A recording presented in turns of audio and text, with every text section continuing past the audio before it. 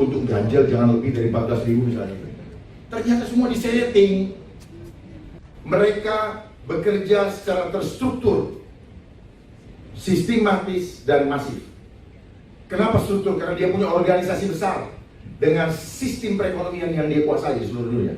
Kenapa sistematis?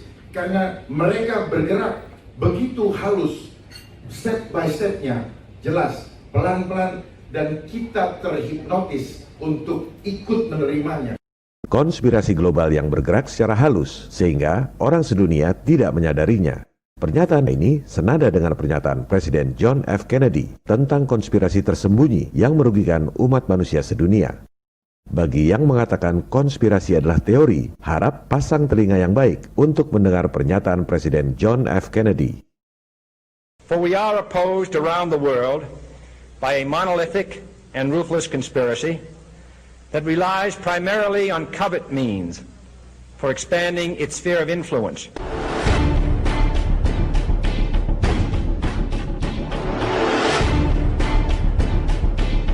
Pernyataan selanjutnya dari Pak Jenderal Dharma juga esensinya sama persis dengan pernyataan lanjutan dari Presiden John F. Kennedy.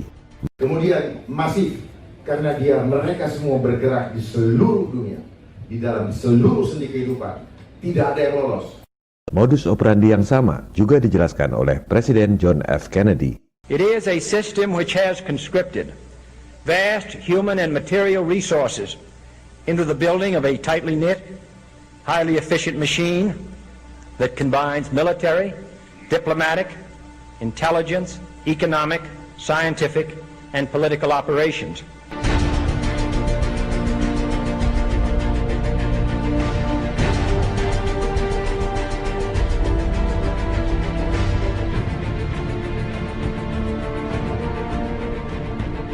Kunci sukses elit global menguasai dunia adalah lewat program money.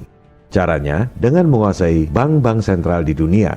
Bank sentral adalah lembaga yang punya hak monopoli mengedarkan uang di suatu negara. Bank sentral di negara-negara maju adalah swasta.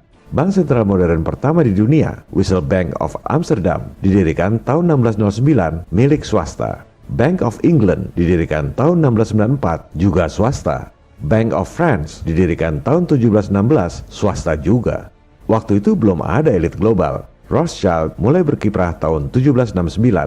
Ia kemudian sukses mengakuisisi bank-bank sentral swasta yang sudah ada di Eropa. Dari situlah elit global memiliki kekayaan yang luar biasa. Kenapa? Karena mereka punya hak monopoli untuk mengedarkan uang dengan modal dengkul. Pasca 1945, sistem moneter global ini diterapkan secara terstruktur, melibatkan organisasi besar seperti World Bank, IMF, dan lain-lain.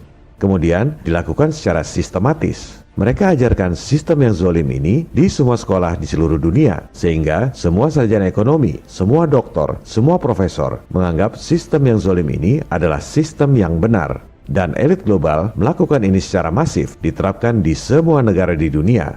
Dengan underball-nya bergerak secara masif, tujuannya cuma satu, totally control.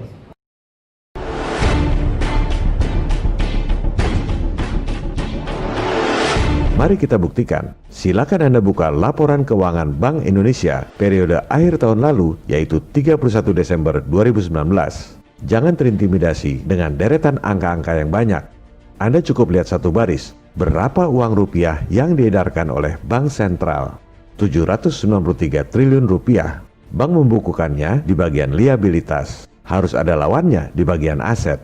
Apa dasar Bank Sentral mengedarkan uang? Karena pendidikan di sekolah, kebanyakan orang akan bilang dasarnya adalah emas. Mari kita buktikan. Berapa aset emas yang dimiliki oleh Bank Indonesia? Hanya 53,4 triliun rupiah.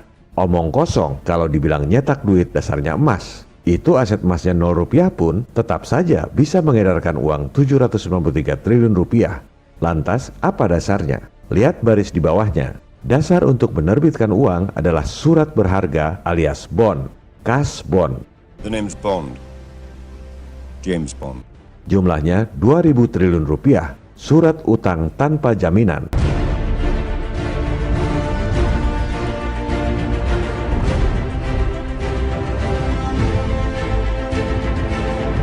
Kalau pemerintah defisit, terbitkan surat utang alias cash bond. Bank sentral terima surat utang pemerintah, ditaruh di bagian aset. Misalnya, bond 1 triliun rupiah dicatat di bagian aset.